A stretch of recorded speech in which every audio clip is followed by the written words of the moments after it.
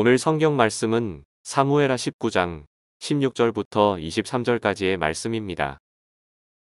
바후림에 있는 베냐민 사람 게라의 아들 시므이가 급히 유다 사람과 함께 다윗 왕을 맞으러 내려올 때에 베냐민 사람 1000명이 그와 함께하고 사울 집안의 종 시바도 그의 아들 15과 종 20명과 더불어 그와 함께하여 요단강을 밟고 건너 왕 앞으로 나아오니라. 왕의 가족을 건너가게 하며 왕이 좋게 여기는 대로 쓰게 하려 하여 나룻배로 건너가니 왕이 요단을 건너가게 할 때에 게라의 아들 시므이가 왕 앞에 엎드려 왕께 아뢰되 내 주여 원하건대 내게 죄를 돌리지 마옵소서. 내 주왕께서 예루살렘에서 나오시던 날에 종의 패역한 일을 기억하지 마시오며 왕이 마음에 두지 마옵소서.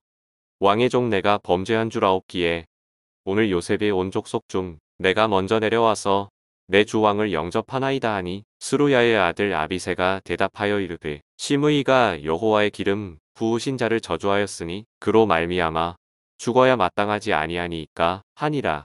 다윗이 이르되 스루야의 아들들아 내가 너희와 무슨 상관이 있기에 너희가 오늘 나의 원수가 되느냐. 오늘 어찌하여 이스라엘 가운데에서 사람을 죽이겠느냐. 내가 오늘 이스라엘의 왕이 된 것을 내가 알지 못하리요 하고 왕이 시므이에게 이르되 내가 죽지 아니하리라 하고 그에게 맹세하니라. 다윗이 셋째 아들 압살롬의 쿠데타로 인해서 이제 요단강 쪽으로 도망을 치게 될 때에 두 부류의 사람들이 있었습니다. 다윗이 쫓겨나서 갈 때 눈물을 흘리면서 다윗을 격려했던 사람들도 있는 반면에 다윗을 저주하고 다윗에게 막 이렇게 조롱하면서 돌을 던진 무리들도 있었습니다.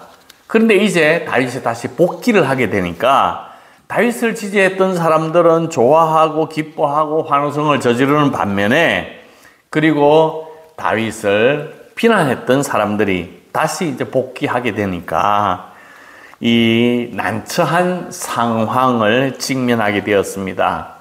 근데 오늘 난처한 상황에 직면했던 대표적인 사람이 바로 다윗을 향하여 돌을 던지고 저주하고 욕했던 사람, 베냐민 지파의 시므이라고 하는 사람입니다.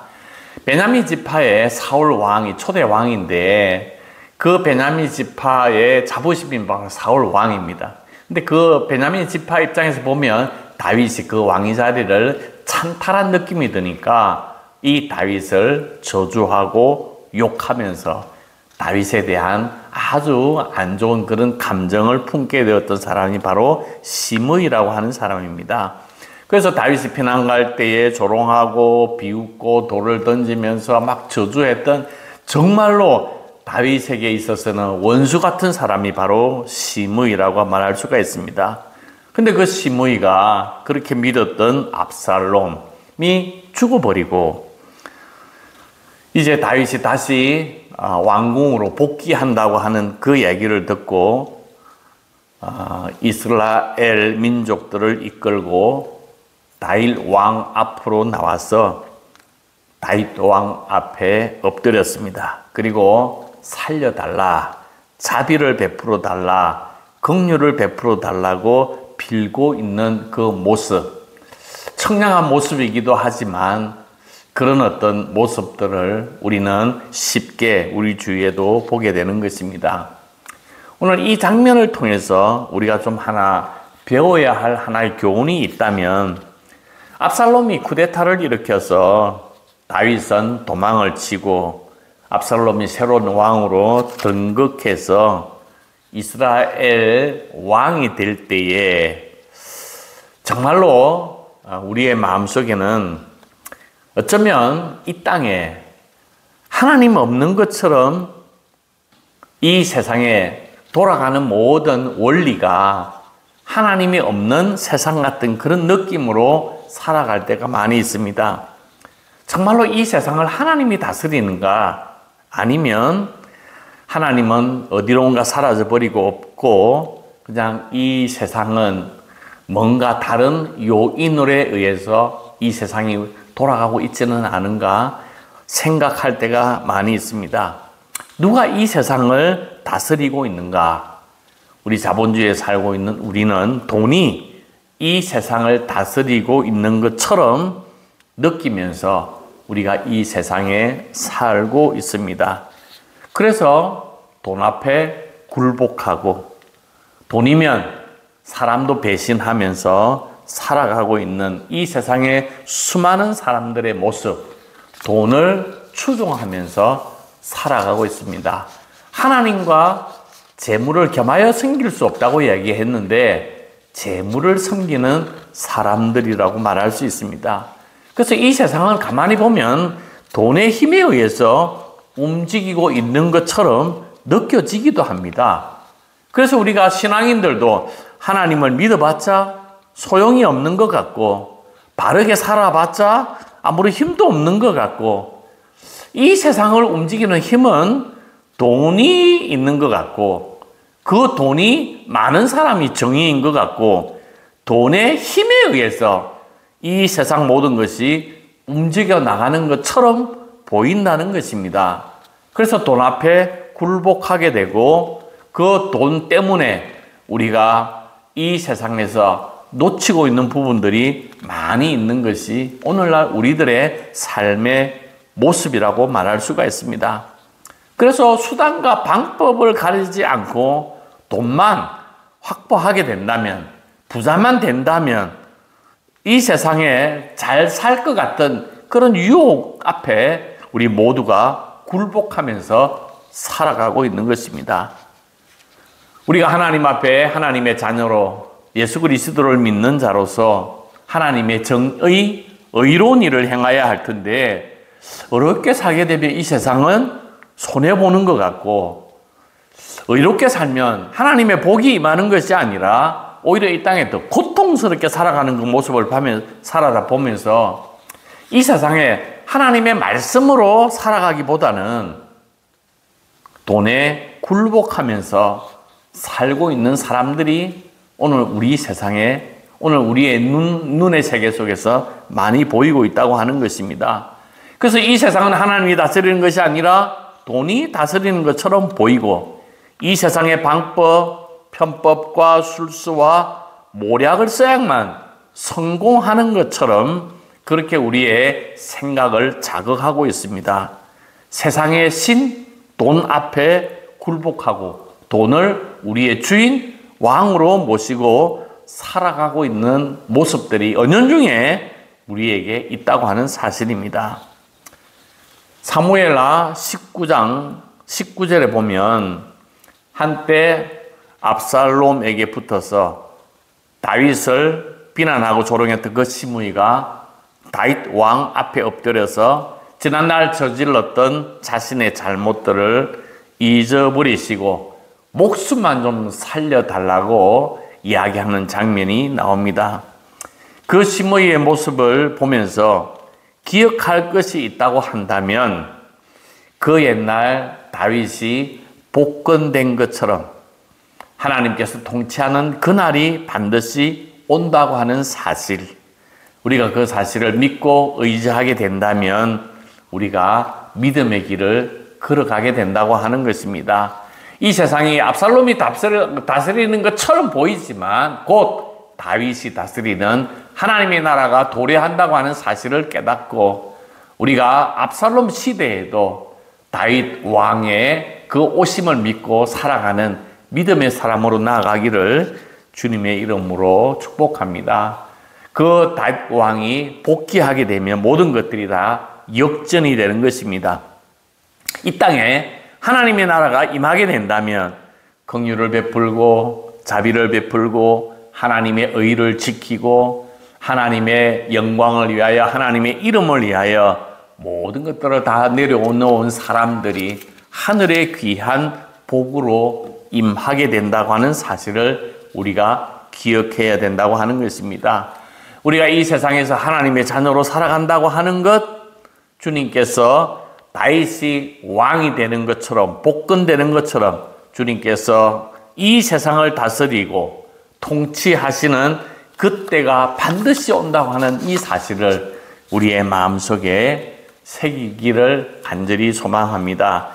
이 세상의 법칙과는 정반대의 방법으로 내 것을 나누어 주고 사랑을 베풀고 용서하며 누군가를 위해서 내 자신을 헌신하게 된다면 내가 이 땅에 피해 보는 것처럼 또 오히려 바보처럼 사는 것처럼 보이지만 그게 복이라고 하는 사실, 그게 바로 우리의 마음속에 기억하면서 천국 백성으로 하나님의 자녀로서 이 땅에 살아가는 결단이 우리 가운데 임하기를 주님의 이름으로 축복합니다. 두 번째로는 시므이가 와서 다윗 왕에 엎드렸을 때 그 모습을 본 다윗의 일행들의 반응, 특별히 아비새라고 하는 사람은, 신하는 다윗을 조롱하고 욕하고 비난하고 돌을 던졌던 그 시므이를, 다윗의 마음을 아프게 했던 그 시므이를 죽여야 된다고 다윗에게 건의를 합니다. 19장 21절에 보면 수루야의 아들 아비새가 대답하여 이르되 시므이가 여호와의 기름 부으신 자를 저주하였으니 그로 말미암아 죽어야 마땅하지 아니하니까 하니라. 아비새는 저런 비열한 인간은 용서할 수 없고 죽어 마땅하다고 생각했습니다. 하지만 놀랍게도 다윗은 자신에게 조롱하고 왕을 무시하고 마음을 아프게 했던 그 원수에게 자신이 좀 힘이 생겼다고 그래서 그 사람에게 원수처럼 원수를 갚아버린 것이 아니라 오히려 친구로 삼고 관용을 베풀고 품어주면서 시므이에게 너 죽이지 않겠다고 맹세까지 하는 장면이 나오는 것입니다. 우리가 우리 주위에 있는 사람들을 적으로 만든다. 적으로 만들기는 참 쉬워요. 왜냐하면 담을 싸면 되니까. 그런데 적으로 만들게 되면, 적국으로, 적으로, 원수로 만들게 되면 그 피해가 나에게 온다고 하는 사실입니다. 사울 왕을 보게 되면 사울 왕의 입장에서 보면 다윗을 자기 부하로, 자기 친구로, 자기 사람으로 만들었으면 정말로 황금 콤비를 이루어서 이스라엘을 너무나 잘 다스렸을 텐데 다윗을 적으로, 죽일 놈으로, 원수로 만들어버리는 바람에 사울 왕이 실패할 수밖에 없었습니다. 적으로 만드는 것 쉽지만 이게 곧 내가 패망의 길로 가는 것입니다. 모든 사람들을 나와 친구로 만들게 되면 그것이 곧 나에게 유익하다고 하는 사실을 꼭 기억해야 하는 것입니다. 나를 미워하던 사람이든 나와 맞지 않는 사람이든 나를 싫어하는 사람, 그 누구에게도 우리가 먼저 손 내밀고 밥 한번 먹자, 그렇게 이야기를 하면서 친구로 만들어 버린다면 곧 그것이 하나님의 자녀다운 모습이라고 말할 수가 있습니다. 지금 아비새는 다윗에게 죽여버려라, 시므이를 죽여버리라고 이야기를 하는 것입니다. 이 아비새는 다윗의 사촌, 이종 사촌이면 다윗의 누나의 아들이에요. 가장 충성스러운 사람, 가장 가까운 친족의 사람의 입을 통해서 끔찍한 사탄의 말이 나오게 되는 것입니다. 오늘 이런 어떤 일들이 우리의 삶 속에서도 자주 발생하게 되는 것입니다. 나를 아껴주고 나를 사랑해주고 나를 위해주는 사람, 그 사람 때문에 내가 사탄의 말에 듣게 되고 그 사탄의 말에 현혹되어서 잘못된 선택을 행할 수도 있다고 하는 사실을 기억해야 하는 것입니다. 아비새는 늘 항상 다윗에게 평생 충성스러운 신하였습니다.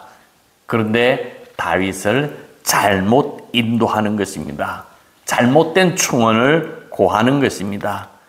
우리가 여러 사람들, 가까이 특히 내 주위에 있는 사람들을 통해서 말을 들을 때에 사탄의 음성인가 하나님의 뜻인지를 분별할 수 있는 은혜가 필요하다고 하는 것입니다. 그래서 분별의 영이 필요한 것입니다.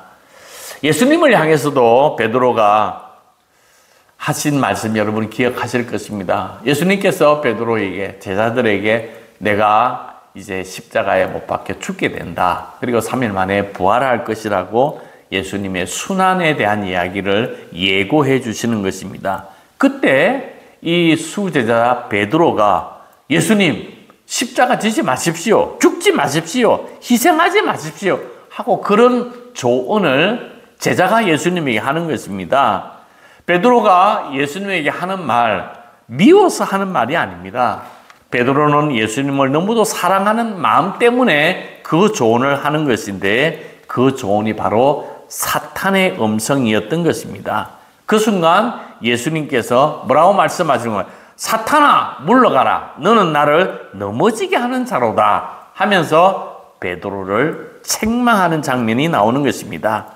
오늘 저와 여러분이 함께 분별해야 할 것은 하나님께서 기뻐하시는 선한 뜻인가 아니면 우리를 넘어뜨리게 하는 사탄의 음성인가를 분별할 수 있는 지혜의 영이 우리에게 필요한 것입니다. 로마서 12장 2절에 보면 너희는 이 세대를 본받지 말고 오직 마음을 새롭게 함으로 변화를 받아 하나님의 선하시고 기뻐하시고 온전하신 뜻이 무엇인지 분별하도록 하라 하고 다윗은 이렇게 이야기를 하는 것입니다. 오늘 다윗은 이 말씀처럼 놀랍게도 아비새의 그 달콤한 말 속에 넘어간 것이 아니라 하나님의 뜻이 무엇인지 분별하였다고 하는 것입니다. 아비새가 했던 말은 저 시므이를 죽이라 하는 그런 어떤 근인데 그 제안을 거부하고 그 제안은 사탄의 음성이었는데 시므이를 죽이지 않고 살리고 관용하고 용서하는 다윗의 그 놀라운 결정을 바라다 보게 되는 것입니다. 19장 22절에 보면 다윗이 이르되 스루의 아들들아 내가 너희와 무슨 상관이 있기에 너희가 오늘 나의 원수가 되느냐 오늘 어찌하여 이스라엘 가운데 사람을 죽이겠느냐 내가 오늘 이스라엘의 왕이 된 것을 내가 알지 못하리요 하면서 지금 어떤 날인가 다윗이 다시 왕으로 복권하는 날이에요. 이스라엘의 왕으로 다시 복권된 것은 하나님의 은혜다. 그 말의 의미는 뭐냐 하면 나는 왕이 될 자격이 없는 사람이다. 내가 어떻게 왕이 될 수 있겠는가? 다윗은 늘 마음속에 우리아의 아내 밧세바를 빼앗고 또 우리아를 저 전쟁터에 내몰아서 죽여버리는 살인 교사를 한 다윗 왕이기 때문에 다윗의 마음속에는 하나님께서 나를 심판하시면 내가 사형에 언도받을 수밖에 없다. 나 같은 사악한 사람인데 하나님께서 내 이 죄인을 용서하여 주시고 왕으로 만들어 주셨다고 하는 그 사실을 다윗이 오늘 이야기를 하고 있는 것입니다. 그 사실 때문에 다윗이 시므이를 죽일 수가 없다고 고백하는 것입니다. 오늘 다윗의 용서, 우리가 용서를 할 때 내가 너보다 한 수 위야, 내가 너보다 인격이 더 좋아, 내가 더 사랑이 더 많아 그러면서 용서하는 것은 정말로 교만으로 용서하는 것이고 자기 자랑으로 용서하는 거라고 말할 수가 있습니다. 다윗의 용서는 뭐냐? 내가 죽을 죄인인데 하나님께서 이 죄인을 용서하여 주시고 용서해 주실 뿐만 아니라 다시 왕으로 복권시켜 주셨다고 하는 그 하나님의 은혜. 그래서 나는 하나님으로부터 10,000데나리온의 용서를 받은 사람인데 어찌 100데나리온 빚진 사람의 죄를 내가 추궁할 수 있겠느냐 하면서 다윗이 시므이를 용서해 주는 것입니다. 오늘 우리는 어떤 의미에서 다윗과 같은 사람들입니다. 허물이 많고 죄악투성인 우리들을 하나님께서 만약에 심판하신다면 우리는 어느 말도 항변할 수 없고 죽을 수밖에 없는 죄인들입니다.